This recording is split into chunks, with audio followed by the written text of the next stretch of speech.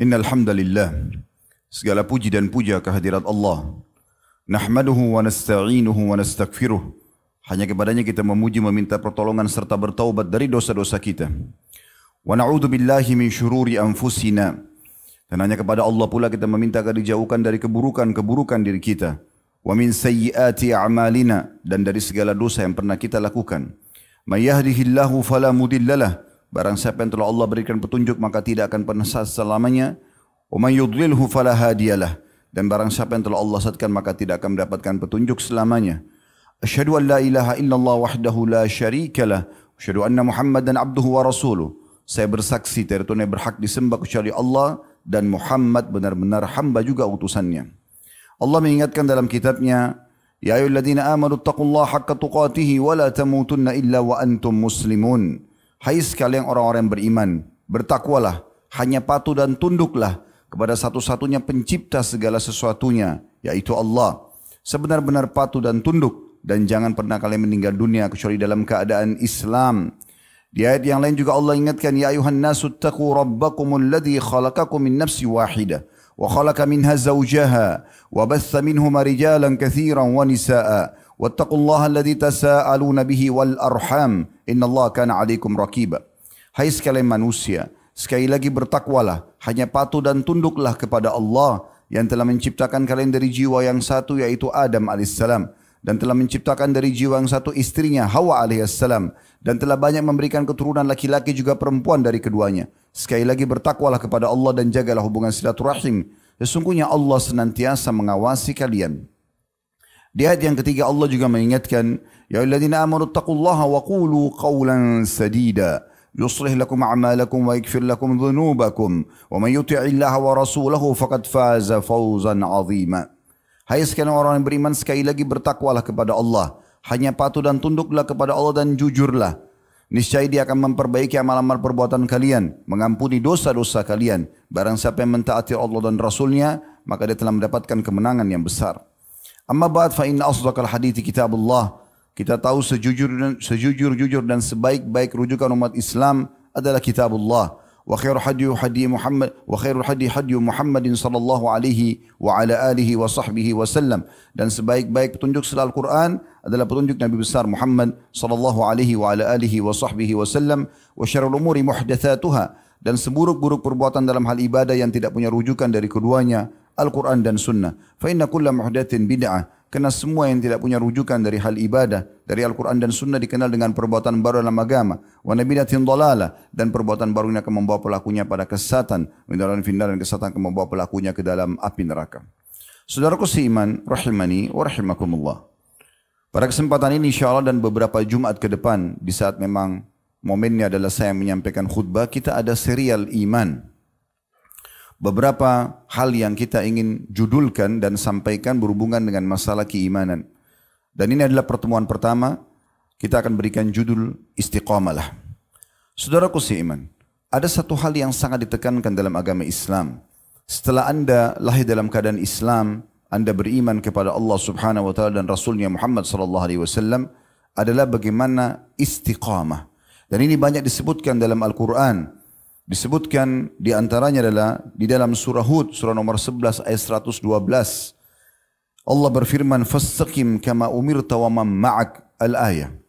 Maka hai Muhammad, beristiqamalah kamu sebagaimana engkau telah diperintahkan, dan juga ajak orang-orang yang telah tobat bersamamu. Kemudian dalam surah Asy-Syura, surah nomor 42 ayat 15, Allah juga mengingatkan, "Falidzalika fad'u wastaqim kama umirta wa la tattabi' ahwaahum." Oleh karena itu berdakwahlah engkau hai Muhammad, dan terus saja istiqamah sebagaimana engkau telah diperintahkan, dan jangan pernah engkau mengikuti hawa nafsu mereka. Demikian pula dalam surah Fussilat, surah nomor 41 ayat 6, Allah juga berfirman, "Fastaqimu ilaihi wastaghfiru."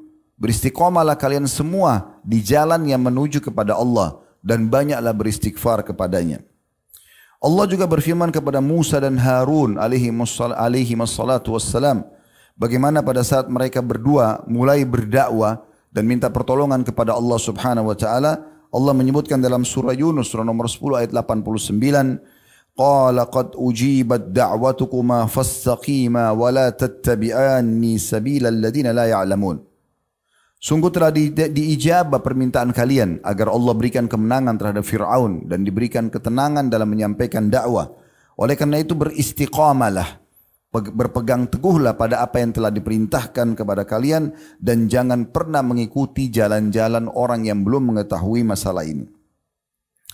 Dan Allah subhanahu wa ta'ala menjanjikan bagi siapapun yang coba istiqamah selama dia hidup terhadap apa yang telah Allah subhanahu wa ta'ala syariatkan dan tuntunkan sampai dia meninggal dunia, maka Allah pastikan dia akan selamat dari segala macam permasalahan yang membuatnya sedih ataupun takut di dunia, demikian juga pada saat mereka menghadapi alam akhirat nanti.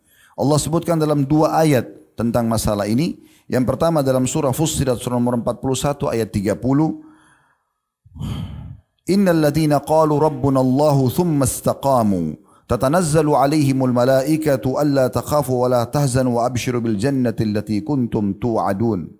Yang artinya siapapun sesungguhnya orang-orang yang mengatakan Tuhanku Allah atau Tuhan kami Allah kemudian mereka beristiqamah, maka pasti akan turun para malaikat di saat mereka menghadapi kematian agar mereka tidak usah takut dan bersedih, dan bergembiralah dengan surga yang telah dijanjikan untuk kalian.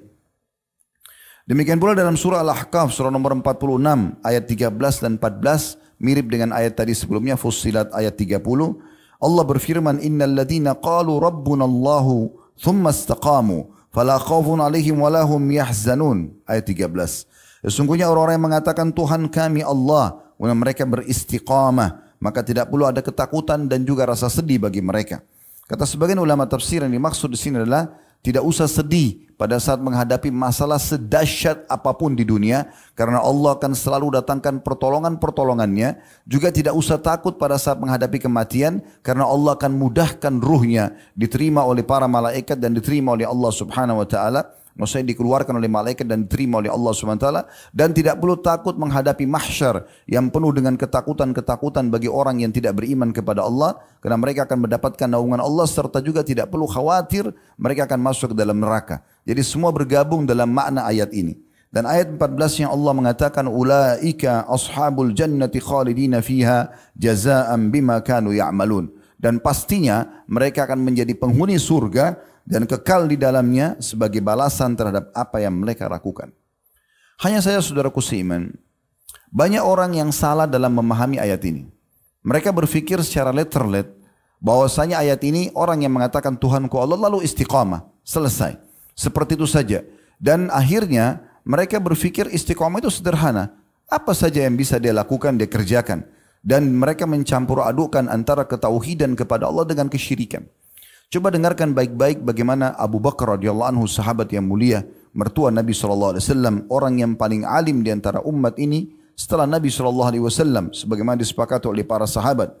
Beliau pernah bertanya kepada beberapa sahabat yang ada di sekelilingnya, kira-kira menurut kalian apa yang dimaksud dengan firman Allah innal ladhina qalu rabbuna Allah thumma istaqamu. Sesungguhnya orang-orang yang mengatakan bahwasanya Tuhan kami Allah dan mereka beristiqamah. Maka mereka menjawab, orang-orang yang mengatakan Tuhan kami Allah, kemudian mereka mengamalkannya. Maksudnya iman mereka jadikan sebagai amalan dalam keseharian. Maka Abu Bakar mengatakan, kalian telah mengartikan secara tidak tepat. Tapi yang benar adalah mereka tidak menyimpang darinya, baik dengan berbuat syirik maupun yang lainnya. Jadi maksudnya adalah bukan hanya sekedar mengerjakan perintah, tapi harus tidak boleh merusak ketauhidan kepada Allah subhanahu wa ta'ala, baru masuk dalam makna ayat mereka istiqamah. Mengikrarkan Tuhanku Allah artinya tidak akan pernah bergantung, meyakini, memohon dan seterusnya kecuali kepada Allah subhanahu wa ta'ala. Umar bin Khattab juga berkata tentang makna ayat ini pada saat beliau sedang khutbah Jumat di salah satu hari di masa khilafahnya. Beliau pada saat membaca firman Allah innal ladzina qalu rabbuna Allahu thumma istaqamu. Orang-orang yang mengatakan Tuhan kami Allah lalu kemudian mereka beristiqamah. Beliau mengatakan demi Allah, mereka konsisten kepada Allah dengan mentaatinya, dengan tidak berkelok serta sebagaimana atau seperti berkeloknya serigala. Jadi bukan hanya sekedar istiqamah untuk mengerjakan perintah, tapi bagaimana mereka tidak merusak itu dengan melakukan kemaksiatan kepada Allah subhanahu wa ta'ala. Banyak di antara muslimin, mereka coba beriman kepada, atau mereka sudah beriman kepada Allah karena lahir dalam keadaan Islam ataupun belajar agama. Tapi setelah itu mereka mengerjakan perintah dan mencampur adukkan antara perintah Allah Subhanahu wa taala dengan perbuatan-perbuatan yang melanggar hukum Allah, sehingga tidak dinyatakan mereka beristiqamah karena masih saja melakukan perbuatan syirik, perbuatan bid'ah, kemaksiatan dan terus menerus, maka mereka tidak mendapatkan keutamaan ayat yang tadi disebutkan. Begitu juga disebutkan oleh Mujahid rahimahullah, seorang tabi'in, beliau berkata, mereka memeluk Islam kemudian tidak mempersekutukan Allah sedikit pun hingga berjumpa dengan Allah. Berapa banyak di antara muslimin yang merusak masalah ini dengan cara syirik kepada Allah, masih menggantungkan nasibnya dengan benda-benda mati, jimat, dukun-dukun, minta tolong kepada kuburan dan seterusnya, maka merusak tauhidnya kepada Allah SWT, maka tidak masuk dalam janji Allah di dalam ayat ini. Begitu juga Ibnu Rajab rahimahullah mengatakan dalam Jami' Ulum wal Hikam karya beliau halaman 205, kurang lebih terjemahannya, istiqamah adalah menempuh jalan yang lurus, yaitu agama yang lurus yang telah Allah perintahkan tanpa berbelok darinya sedikit pun, baik ke kanan maupun ke kiri, dan itu mencakup pelaksanaan semua ketaatan, apakah wajib atau sunnah, baik yang lahir maupun batin, serta meninggalkan semua larangan tanpa terkecuali. Jadi ini memang dilakukan mengerjakan perintah dan tidak mencampur adukkan antara perintah tersebut dengan larangan-larangan. Karena masih banyak di antara muslimin menganggap dirinya istiqamah, padahal sebenarnya mereka tidak istiqamah karena masih membuka pintu-pintu dosa yang sudah jelas itu racun dalam kehidupannya. Demikian juga dalam sebuah hadis yang sahih riwayat Imam Muslim, pernah ada seorang sahabat mengatakan kepada Nabi SAW, "Kulli fil Islami qawlan la as'alu anhu ahadan ghairak." Ya Rasulullah, sampaikan kepadaku satu perkataan, satu nasihat, satu wasiat yang aku tidak perlu lagi tanya kepada selain Anda. Maksudnya, ringkaskan untukku Islam ini, supaya aku jadi faham dan tidak perlu lagi aku bertanya. Maka Nabi SAW memberikan sebuah potongan kalimat yang luar biasa. Beliau mengatakan, "Kul amantu billah thumma istaqim." Katakan, ikrarkan ya, dengan fikiran, ucapkan dengan lisan, yakini dengan hati bahwasanya Tuhan kau Allah, kemudian istiqamah dan komitmen dengan perkataan tersebut. Artinya tidak syirik, tidak melakukan kemaksiatan-kemaksiatan, termasuk kemaksiatan di sini. Karena memang Allah Subhanahu wa taala cemburu dengan pelanggaran-pelanggaran hambanya. Oleh karena itu kalau kita ingin dinyatakan dalam ayat ini mendapatkan jaminan setiap ada masalah di dunia Allah berikan solusinya dan tidak perlu ada ketakutan. Pada saat kematian juga tidak perlu takut menghadapi malaikat maut. Pada saat di kuburan, di mahsyar dan akhirnya melewati neraka menuju ke surga, semuanya ada jaminan keselamatan, harus betul-betul. Begitu beriman kepada Allah, mengerjakan perintah dan tidak mencampur adukkan sekali lagi perintah tersebut dengan kemaksiatan. Kemudian juga di dalam sebuah riwayat yang perlu kita jadikan bahan renungan, memang disebutkan dalam hadis ada masa di mana iman kita melemah. Tetapi di masa melemah itu harus digunakan menuju kepada sunnah Nabi SAW atau agama ini. Dan jangan pada saat kita melemah justru membuka pintu-pintu dosa. Dengarkan baik-baik hadis diriwayatkan Imam Ahmad. Kata Nabi SAW, "Inna likulli abidin syirrah." Sesungguhnya setiap orang yang beribadah itu punya masa semangat. Dia selalu ingin beribadah. Walikulli syirratin fatrah. Tapi ketahuilah di setiap masa semangat itu ada nanti titik di mana dia jenuh. Fa imma ila sunnatin wa imma ila bid'atin. Bisa saja pada saat dia jenuh itu dia menuju ke sunnah. Tetap dia paksakan diri untuk beribadah kepada Allah. Dan atau ada orang justru kepada perbuatan bid'ah atau kemaksiatan. Faman kanat fatratuhu ila sunnah faqad ihtada. Siapa yang pada saat lagi melemah imannya, kemudian dia menuju ke sunnah, maka dia telah mendapatkan hidayah. Wa man kanat fatratuhu ila ghairi dzalika faqad halak.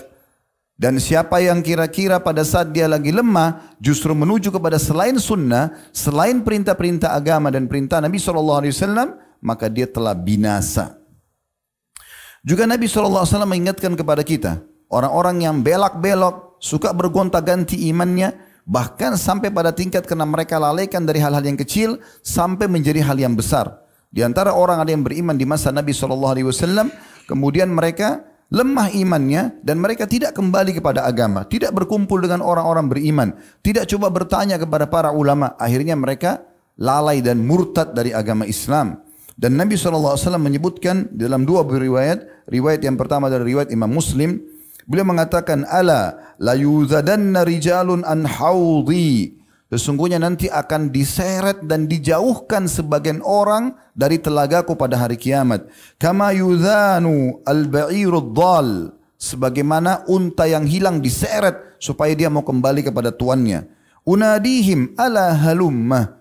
Aku lalu memanggil mereka, ayo sini, ikut minum bersama-sama di telaga. Fayuqal, maka para malaikat mengatakan, innahum qad baddalu ba'daka. Sesungguhnya mereka setelah kau meninggal hai Muhammad, setelah berpisah darimu, mereka mengubah apa yang telah mereka katakan. Mereka berubah dari keimanan mereka. Maka kata Nabi SAW, fa'akul suhqan suhqan. Maka aku mengatakan jauhlah dan jauhlah dari aku.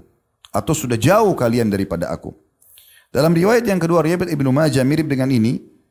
Innahum qad baddalu ba'dak. Sesungguhnya mereka telah mengubah keyakinan mereka setelah engkau meninggal. Walam yazalu yarji'una ala aqabihim. Dan sayangnya mereka terus saja dengan kelalaian tersebut. Lemah imannya, salah mereka terus ikutin. Maka makin jauh.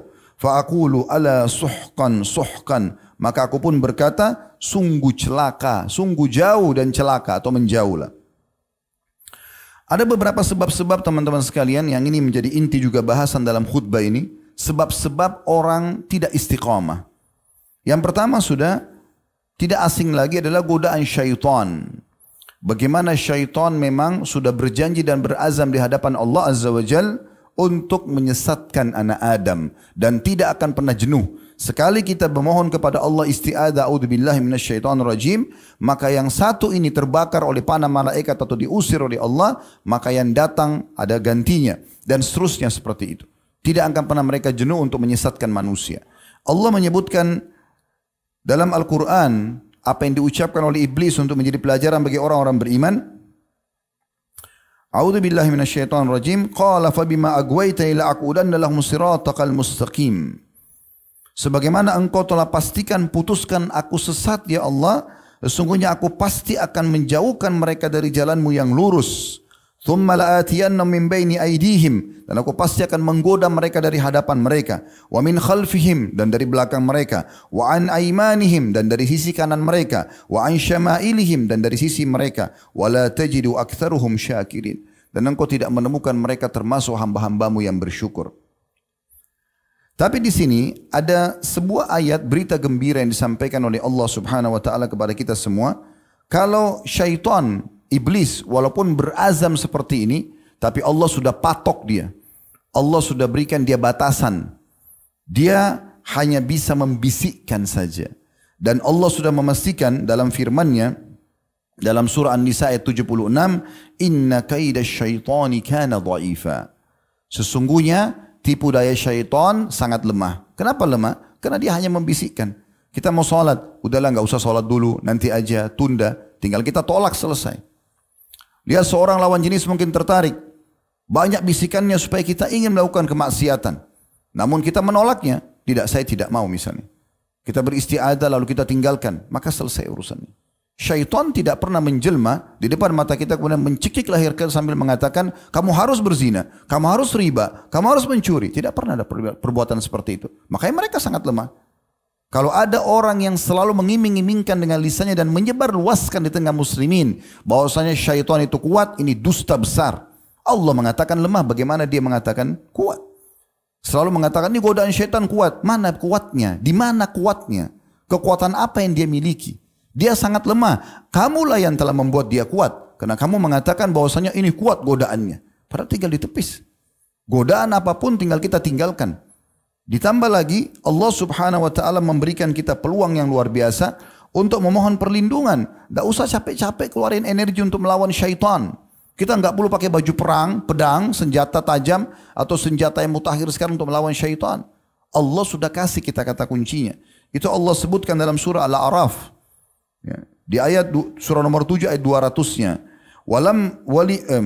Wa imma yanzagannaka minasyaitani nazghun fasta'id billah. Innahu sami'un alim. Kalau seandainya mulai ada godaan syaitan yang membisikkan keburukan kepadamu, maka berlindunglah kepada Allah karena Allah Maha mendengar juga Maha mengetahui. Itu ayat 200. Ayat 201-nya Allah mengatakan, innal ladzina taqau idza massahum ta'ifun minasyaitani tadzakkaru fa idahum mubsirun. Dan orang-orang beriman itu pada saat mulai ada godaan-godaan syaitan, maka Allah akan mendatangkan sebuah peringatan bagi mereka sehingga akhirnya mereka bisa melihat kalau ini salah. Tidak ada orang beriman pada saat dibisikkan syaitan mau berbuat dosa, dia tidak tahu itu kesalahan. Pasti Allah akan berikan dia pemahaman, ketakutan kalau ini adalah dosa. Makanya Nabi SAW menyebutkan dalam riwayat lain bahwasanya kepada Wabisah radhiyallahu anhu, seorang sahabat yang mulia, pada saat dia bertanya pada Nabi SAW dan dia sering bimbang. Kata Nabi SAW, wahai Wabisah, tanya fatwanya pada jiwamu, tanya fatwanya pada hatimu.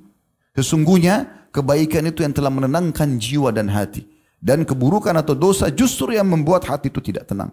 Tentu di sini, kata Ibnu Rajab rahimahullah, pada hal-hal yang belum jelas keharaman dan kehalalannya. Tapi kalau sudah jelas tentu tidak perlu lagi kita menanyakan fatwa dari kita. Tapi Allah di sini menyebutkan tadzakkaru fa idahum mubsirun, maksudnya Allah datangkan peringatan untuk mereka sehingga mereka jadi takut, mau mencuri, mau berbohong, mau menipu, mau berzina, pasti Allah datangkan ketakutan sehingga mereka tidak perlu terjerumus. Ini jaminan dari Allah Subhanahu wa taala. Jadi tidak perlu kita repot-repot untuk melawan syaitan. Cukup isti'adah. Allah punya cara mendatangkan para malaikat untuk menghancurkan mereka para syaitan tersebut. Bukankah disebutkan dalam surah salah satu fungsi daripada bintang-bintang dalam surah Al-Mulk, wa ja'alnaha rujuman lisyayatin, dan kami jadikan bintang-bintang itu sebagai pembakar-pembakar bagi syaitan. Cukup berlindung kepada Allah Subhanahu wa taala. Kemudian yang kedua teman-teman, sebabnya selain syaitan. Jadi kita sudah katakan memang dia sudah berazam tapi Allah lemahkan dia. Adalah bisikan jiwa buruk dan hawa nafsu.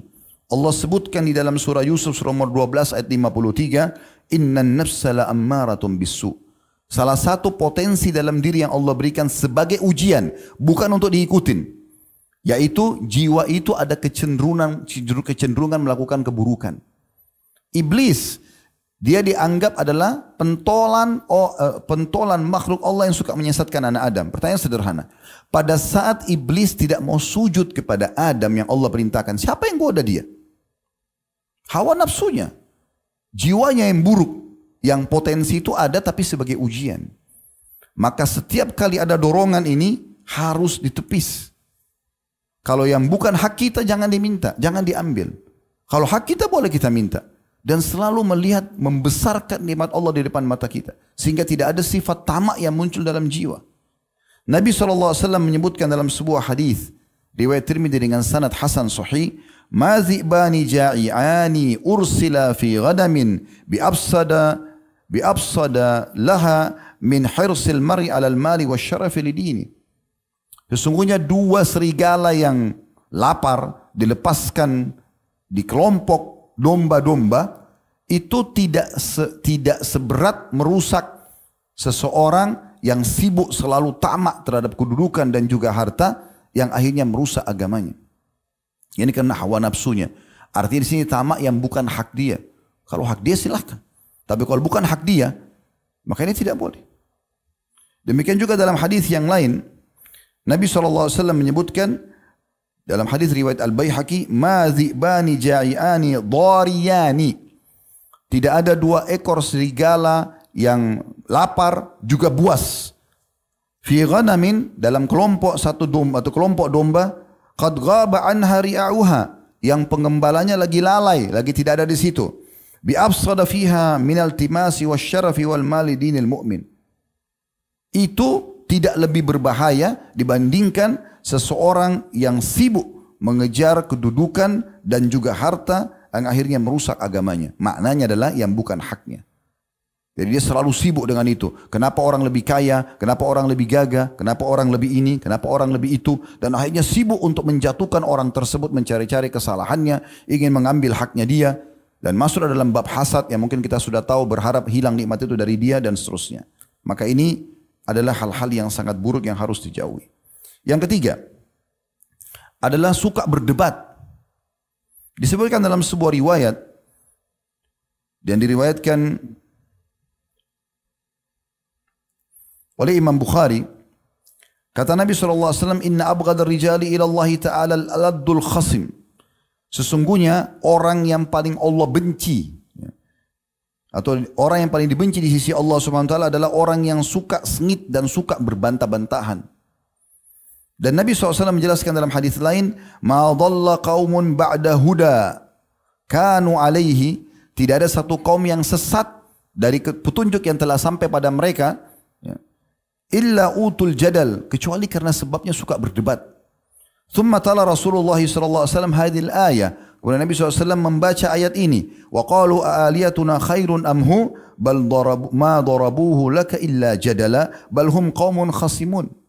Lalu Nabi SAW membacakan ayat ini tentang bagaimana orang-orang Quraisy membantah-bantah Nabi SAW. Mereka kalau tidak mau beriman, mereka diam saja. Tapi mereka malah membantah Nabi SAW sambil mengatakan, apakah Tuhan kami, patung-patung ini, lebih baik daripada Isa? Waktu itu kebetulan Nabi SAW sedang menjelaskan tentang Isa alaihissalam. Maka kata Allah SWT, mereka tidak memberikan perumpamaan itu kepadamu kecuali karena suka berdebat saja. Dan mereka adalah kaum yang suka mengada-ngada atau suka ribut. Nabi SAW juga menyebutkan dalam sebuah hadis yang sahih disebutkan dalam Jami' As-Saghir dan juga Ibn Abi Dunya sebutkan dalam buku beliau Dhammil Ghibah. Kata Nabi SAW, "Man jadala fi khusumatin bighairi ilmin."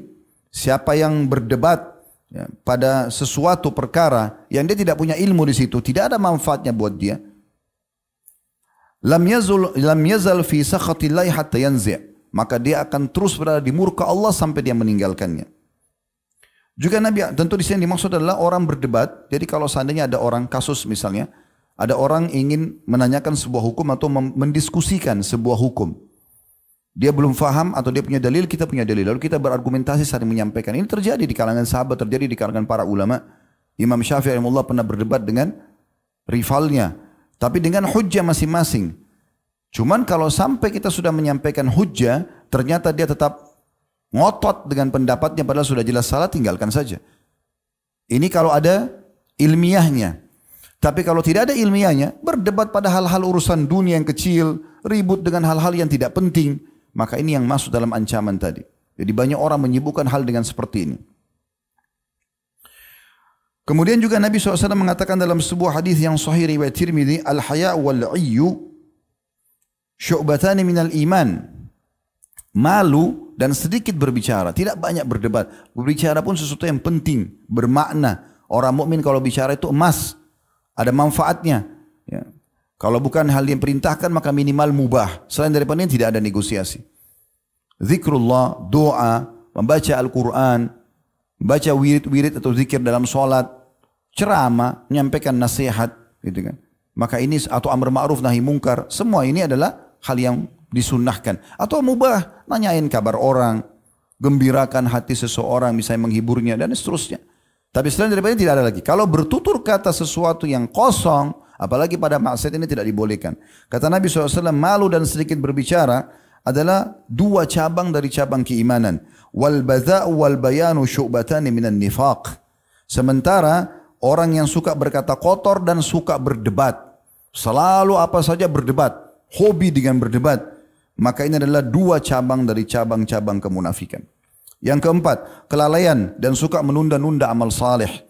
Bagaimana Nabi SAW menyebutkan dalam hadis Bukhari, ni'matani makbunun fihima katsirun minan nas.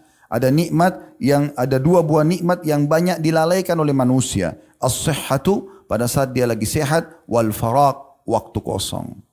Pernah dengar nggak teman-teman sekalian? Banyak orang mengatakan dirinya, oh saya lagi kosong, nggak tahu buat apa. Tidur. Sibuk dengan melihat sesuatu tontonan yang tidak ada manfaatnya. Ini menyanyiakan waktunya. Sampai sebagian salaf mengatakan pada saat melihat ada sebagian anak-anak muda duduk ngobrol kosong di pinggir jalan tidak ada manfaatnya, beliau mengatakan, demi Allah, kalau seandainya waktu mereka bisa aku beli, aku akan beli. Kalau bisa dibagi, saya beli waktunya, saya pakai untuk saya berzikir atau hal yang bermanfaat. Untuk apa nongkrong di pinggir jalan omong kosong? Untuk apa duduk di kafe berjam-jam habiskan waktu tidak ada manfaatnya? Kalau duduk ngobrol yang bermanfaat, diskusi masalah ilmiah itu penting, gak ada masalah. Atau berbicara masalah bisnis karena memang kita butuhkan untuk kebutuhan hidup kita, mungkin. Hal yang bermanfaat, kalau bukan diperintahkan minimal mubah. Selain daripada ini tidak ada negosiasi. Harus seperti itu seorang muslim melakukan agar dia istiqamah di jalan Allah Subhanahu wa taala. Juga kata Nabi SAW dalam sebuah hadis yang mulia diriwayatkan oleh Tirmidzi, kata Nabi SAW, badiru bil a'mali sab'an, segera beramal saleh sebelum datang 7 hal. Hal tantadiruna illa ila fakrin munsin. Apakah kalian nunggu nanti pada saat tiba kemiskinan yang membuat lalai? Pernah lihat orang-orang yang sangat miskin sampai tidak ada kesempatan dia untuk sholat karena susahnya cuma cari sesuap makanan. Nunggu itu baru kemudian mau beramal saleh. Auginan mutgin, atau kekayaan yang membuat lalai. Terlalu kaya, sibuk ngumpulin harta jadi lupa. Telat sholatnya, ya. Tidak mau lihat lagi ini halal atau haram. Yang ketiga, au maradun mufsid, atau penyakit yang merusak. Stroke tiba-tiba, ya. Harus ini dan itu, cacat tiba-tiba, tabrakan dan seterusnya. Yang keempat, au haramin mufannidin, atau masa tua pikun yang membuat sudah tidak bisa berbuat apa-apa. Au mautin mujhizin, atau mati yang tiba-tiba datang. Au dajjali fasyarru ghaibin yuntadhar, atau dajjal, sosok yang paling yang gaib, yang buruk untuk ditunggu. Mau tunggu itu keluar baru mau beramal saleh. Awis saati wasfas saatu adha wa amar. Atau kalian tunggu hari kiamat terjadi, kiamat itu jauh lebih dahsyat dan lebih pahit. Yang kelima, sahabat dan lingkungan buruk. Ada 6 poin di sini ya. Yang kelima adalah sahabat dan lingkungan buruk. Ada sebuah ayat Al-Quran yang mulia yang perlu kita kenang kembali. Ini terjadi di masa Nabi SAW sebab turunnya ayat. Masih di fase Mekah. Ada seseorang yang bernama Uqbah bin Abi Mu'aid. Orang ini punya persahabatan dengan Nabi SAW. Satu waktu Nabi SAW diundang makan oleh dia ke rumahnya. Uqbah mengundang Nabi SAW makan di rumahnya. Waktu sudah dihidangkan makanan, Nabi SAW karena ini sahabatnya, ingin supaya dia masuk Islam, dapat hidayah. Orangnya baik, orangnya dermawan. Maka kata Nabi SAW, saya tidak mau makan sampai kau syahadat. Maka Uqbah, karena merasa malu dengan Nabi SAW, dia syahadat. Dia salah satu tokoh Quraisy. Maka gembira Nabi SAW makan bersama dia, sudah muslim. Tersebar satu Mekah, salah satu tokoh Mekah masuk Islam. Dan Uqbah ini punya persahabatan sama Ubay bin Khalaf. Ini salah satu orang yang paling jahat. Gitu. Sahabat dekatnya Abu Jahal, Abu Lahab, Ubay bin Khalaf.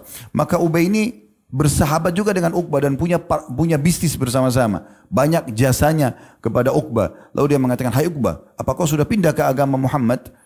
Kata Uqbah, saya cuma tidak enak. Karena kan dia masih mu'allaf memang, hatinya masih lemah. Tapi diganggu sama Ubay, dikatakan, apa kau sudah pindah ke agama Muhammad? Kalau begitu putus semua bisnis kita, putus semua hubungan kita. Kecuali kau nyatakan, kalau kau keluar dari agama Muhammad tidak cukup di situ. Kau harus ludahi mukanya Muhammad. Maka yang terjadi, Uqbah pun karena merasa terganggu, bisnisnya akan hilang, dunianya akan hilang, sahabatnya juga ini akan hilang. Dia datangi Nabi SAW dekat Ka'bah waktu lagi tawaf, lalu dia mengatakan, saya bukan agama Muhammad, lalu dia ludahi wajah Nabi SAW. Gara-gara perbuatan ini, Allah pastikan kedua orang ini mati dalam keadaan kafir. Dan Allah pastikan masih di dunia, mereka masih hidup, nanti hari kiamat, Uqbah bin Abi Mu'aid ini akan menyebutkan ayat ini, atau masuk dalam ayat ini. Allah sebutkan dalam surah Al-Furqan, surah nomor 25, ayat 27 sampai 29 yang bunyinya, ya wa yauma ya'addu adh-dhalimu 'ala yadayhi yaqulu ya laitani ittakhadtu ma'ar rasuli sabila. Nanti pada hari kiamat akan ada orang zalim ini. Siapa? Khusus Uqbah bin Abi Mu'aid. Turun ayat ini kepada dia. Nanti dia akan gigit kedua tangannya pada hari kiamat karena menyesal, dan dia mengatakan, coba dulu saya mengikuti Rasul. Ya wailata laitani lam attakhid fulanan khalila. Coba dulu saya tidak jadikan itu sebagai sahabat dekat saya. Yang dia maksud adalah Ubay bin Khalaf. Ini subhanallah, ayat ini teman-teman turun di masa mereka masih hidup. Tapi Allah sudah tutup hati mereka. Karena perbuatan buruk yang dia lakukan kepada Nabi SAW. Kemudian dikatakan, laqad adallani 'anil dzikri ba'da idh ja'ani. Sungguh orang ini telah menyesatkan saya setelah datang kepada saya peringatan. Sudah masuk Islam, murtad. Maka dia menyesal. Wa kana asy-syaitanu lil insani khadzula. Dan ketahuilah syaitan itu selalu menipu manusia. Dan Nabi SAW mengingatkan dalam sebuah hadis dengan sanad hasan riwayat Tirmidzi, Abu Daud dan Imam Ahmad, hadis yang masyhur, al-mar'u ala dini khalili falyanzur ahadukum ila man yukhalil. Seseorang sesuai dengan agama atau temannya ataupun lingkungannya, maka kalian harus jeli melihat siapa yang kalian jadikan sebagai teman. Jangan pernah bilang teman-teman sekarang, saya tidak terpengaruh kok, tidak apa-apa. Mereka belum dapat hidayah, mereka belum hijrah, nggak apa-apa, saya tidak terpengaruh. Bohong, nggak terpengaruh. Dari mana nggak terpengaruh? Antum sendiri satu orang, mereka berlima masih merokok, mereka berlima masih mabuk, mereka masih berzina, mereka masih gosip, lalu bilang tidak terpengaruh, dusta besar. Bagaimana caranya? Kita sensitif sekali. Tangan kita ini kalau pegang sebuah benda, misalnya saya pegang ya kulit yang ada di mimbar ini, ada kulit di bagian dalam sini, saya bisa bedakan ini kasar atau lembut dalam seketika. Mata kita bisa bedain ini terang atau ini gelap seketika. Telinga kita bisa bedain ini intonasi suara keras atau tidak atau lembut seketika. Hidung kita bisa bedain ini wangi dan ini busuk seketika. Lidah kita bisa bedain mana manis, mana asam, mana pedas seketika. Lalu kita katakan kita tidak terpengaruh. Dari mana itu? Para salafus saleh lari dari orang-orang yang berbuat syirik, berbuat bid'ah, lari dari mereka, lari dari orang-orang yang berbuat kemaksiatan. Kalau mereka datang minta nasihat, iya. Tapi kalau untuk duduk bersama-sama tentu mereka menghindar. Karena kalau kita duduk dan didominasi oleh mereka berbicara, maka pasti kita terpengaruh. 2 jam duduk nonton film India, oh saya tidak terpengaruh. Dusta besar. Bagaimana caranya? Ada sedih, ada senang, ada lagu, ada perempuan terbuka, orang tidak terpengaruh. Sebagaimana juga kalau kita nonton ceramah, kita akan terpengaruh. Maka harus ambil keputusan ini. Tidak boleh mencampur adukan antara amal soleh dan iman dengan maksiat. Tidak boleh. Amal soleh ditentukan oleh Allah SWT untuk dipelajari dan diterapkan. Maksiat itu untuk dipelajari dan dijauhi, bukan dicoba. Nggak usah bilang saya mau coba dulu zina itu seperti apa, khamar seperti apa, itu babi seperti apa. Nggak perlu. Disampaikan oleh Allah untuk dijauhi sudah. Nggak usah coba. Selesai urusannya. Selamatkan diri antum sebelum terlambat. Yang bisa menentukan hanya kita sendiri. Maka hati-hati. Yang terakhir teman-teman sekalian adalah tidak berdoa memohon istiqamah. Ini salah satu sebab juga. Harus kita selalu ucapkan. Kenapa kita ulang-ulangi Al-Fatihah? Ihdinas siratal mustaqim. Tunjukkan kami jalan yang lurus. Nabi Muhammad SAW saja baca ini. Padahal sudah jelas-jelas Nabi. Beliau ulang-ulangi. Sahabat ulang-ulangi. Al-Fatihah surah yang paling agung dalam Al-Quran. Bahkan dalam sebuah riwayat, pernah Nabi SAW sering kali ucapin doa ini. Ya musarrifal qulub, sarrif qulubana ala ta'atik. Wahai yang mengalihkan, yang bolak-balikkan hati manusia, maka kokohkan hati kami di atas ketaatan kepadamu. Kata Aisyah, ya Rasulullah, seringkali saya dengar anda baca doa ini. Maksudnya anda ini siapa kok masih baca ini gitu. Kata Nabi SAW, wahai Aisyah, sesungguhnya hati manusia berada di antara jari-jari sang pencipta Allah. Dia membolak-balikkan kapan saja. Mungkin saya dibolak-balikkan seketika. Kenapa saya tidak mohon kepada Allah? Makin kita merendah kepada Allah, makin kita mohon, maka makin Allah jaga. Makin kita jauh, maka Allah juga makin menjauh kepada kita. Dan bukan mustahil Allah cabut hidayah itu daripada kita. Begitu juga dalam ayat Al-Quran Allah mengajarkan kepada kita agar membaca ini. Selalu membaca dalam surah Al-Imran, surah nomor 3 ayat 8. Yang bunyinya Rabbana la tuzigh qulubana ba'da idh hadaitana wa hab lana min ladunka rahmah innaka antal wahhab. Wahai Tuhan kami, janganlah engkau condongkan hati kami kepada kesesatan setelah engkau berikan petunjuk kepada kami. Janganlah kami kembali ke masa lalu kami walaupun sedikit. Walaupun cuma melirik, walaupun cuma mengenang atau mengingat. Jangan sampai ada lagi ya Allah, bekasnya semua hilang. Dan juga berilah petunjuk kami dari sisimu dan karuniakan kami rahmat juga. Sesungguhnya engkau zat yang maha memberi. Juga Nabi SAW pernah menawarkan kepada seorang sahabat namanya Husain. Ya, pakai sod di sini bukan Husain tapi Husain. Ya. Orang ini sebelum masuk Islam kata Nabi SAW, kalau kau masuk Islam saya ajarkan kamu 2 potong kata, jadi doa yang akan bermanfaat buat kau di dunia dan juga di akhirat. Maka langsung syahadat orang itu. Lalu dia mengatakan, saya menagih anda ya Rasulullah 2 kata yang anda mau ajarkan kepadaku. Maka Nabi SAW mengatakan, bacalah Allahumma alhimni rushdi. Ya Allah ilhamkan kepadaku kebenaran itu. Supaya selalu aku bersama kebenaran. Sekali aku beriman ini, aku selalu sama ini. Selalu aku terbentuk sama satu komunitas. Amal soleh aku selalu mengerjakannya. Sampai ajal datang. Wa'izni min syarri nafsi. Dan selamatkan aku dari keburukan diriku. Selamatkan aku dari keburukan diriku. Aku lu qauli hadza, saya sudah mengucapkan perkataan ini. Wa astaghfirullah li wa lakum, saya istighfar kepada Allah dan mengajak jemaah istighfar kepada Allah. Fastaghfiruhu innahu wal ghafurur rahim. Istighfarlah sungguh dia maha pengampun juga maha penyayang. Alhamdulillah, wassalatu wassalamu ala rasulillah. Segala puji dan puja kehadirat Allah subhanahu wa ta'ala, juga salawat dan taslim kepada Nabi besar Muhammad sallallahu alaihi wa ala alihi wa sahbihi wasallam. Kesimpulannya teman-teman sekalian, istiqamalah. Dan itu keputusan ada di tangan kita. Dan ini perintah Allah subhanahu wa ta'ala. Kenikmatan iman akan dirasakan dan amal soleh di saat kita istiqamah. Konsisten menjaganya, maka akan menjadi nikmat dia. Saya selalu membahasakan dan saya ingatkan kembali. Kita dengan syaitan seperti dua orang yang akan berlomba lari. Berada di garis start. Kalau Anda tidak memulai lari, maka rival kita akan terus menjatuhkan kita. Kamu nggak bisa, kamu nggak mampu, kamu begini dan begitu. Selama kita masih di tempat itu. Tidak memulai amal soleh. Tidak memulai sholat malam, sedekah, baca Quran. Tidak memulainya. Tapi kalau kita sudah memulai lari, walaupun pelan, rival kita atau syaitan tidak bisa menggoda kita kecuali dia juga harus lari minimal cepatnya seperti kita. Kalau antum atau anda lari kencang lagi, lebih kencang lagi, lebih giat lagi, lebih semangat lagi, maka syaitan makin sulit dia untuk menggoda. Oleh karena itu, lawan syaitan itu. Jangan ikuti bisikannya dan istiqomahlah mulai sekarang. Kita tidak bicara yang lalu, apa yang sudah berlalu. Itu qadar Allah masya'afal. Kalau buruk kita istighfar, kalau baik kita mohon kepada Allah agar diterima sebagai amal saleh. Mulai hari ini anda sudah dengar ceramah sampai ke depan, istiqamalah. Karena ini adalah jalan yang terbaik. Hari Jumat adalah hari yang mulia, di mana Allah subhanahu wa ta'ala memberikan kesempatan agar doa diijabah. Dalam riwayat Nabi SAW, yaitu terjadi pada saat khatib berada di khutbah kedua sampai diiqamahkan sholat. Riwayat yang lain dikatakan adalah ada 12 waktu Jumat itu, dan perbanyaklah atau kejarlah doa mustajab itu habis asar sampai terbenam matahari. Maka jangan sia-siakan, semoga ini bisa menjadi waktu peluang kita untuk diterima dan diijabah doa. Alhamdulillahirabbil alamin. Kami muji ya Allah sebagaimana Engkau layak untuk dipuji sebagai pencipta, dan juga kami mengucapkan salam hormat kami kepada Nabi Muhammad sallallahu alaihi wasallam mana Engkau telah perintahkan kepada kami. Ya Allah, kami tidak berkumpul di masjid ini atau di musalla ini kecuali karena menjalankan satu perintah yang Engkau amanahkan kepada kami, yaitu salat Jumat. Maka terimalah amal soleh ini dengan pahala yang sempurna, dan terimalah seluruh amal-amal soleh yang pernah kami kerjakan, yang sedang kami kerjakan, yang akan kami kerjakan sampai menjelang ajal datang nanti dengan pahala yang sempurna. Dan ya Allah, banyak sekali kesalahan kami, dosa-dosa kami, tapi rahmat-Mu lebih luas, maka ampunilah semua itu ya Allah, dan gantilah dengan kemakmuran menjadi pahala sebagaimana Engkau sebutkan dalam firman-Mu, ulaika alladziina yubaddilullahu sayyi'atihim hasanat. Mereka adalah orang-orang yang Allah ganti pahala dosa-dosa mereka menjadi pahala. Ya Allah, kami juga memiliki kedua orang tua, kerabat-kerabat kami, semua orang-orang yang kami kenal, bahkan muslimin dan muslimat. Mereka butuh rahmat dan pengampunan-Mu. Maka ampunilah muslimin dan muslimat, mukminin dan mukminat yang hidup dan juga yang sudah meninggal.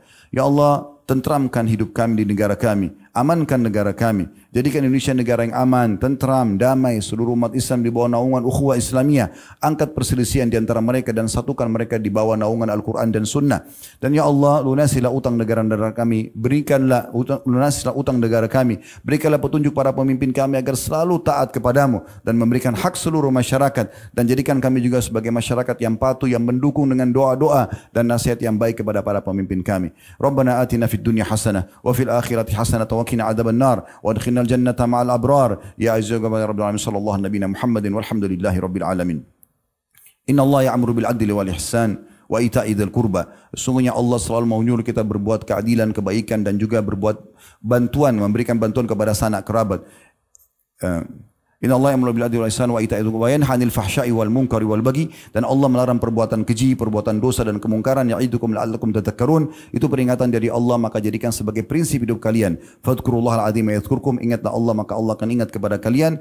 Washkuruhu 'ala ni'ami yazidkum. Syukuri nikmatnya, dia pasti akan tambah. Wa la dzikrullahi akbar. Ingat Allah adalah amal yang paling besar. Wa aqimis shalah.